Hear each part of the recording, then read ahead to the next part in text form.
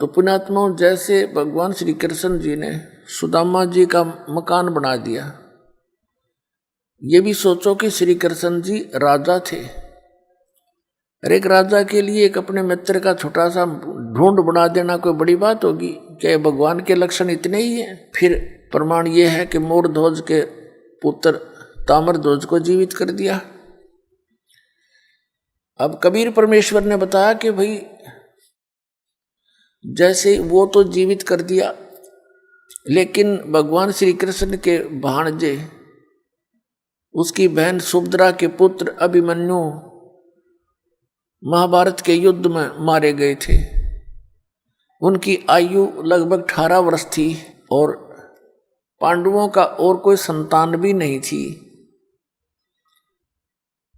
उसको भगवान श्री कृष्ण जीवित नहीं कर सके। सारे पांडव रो रहे थे,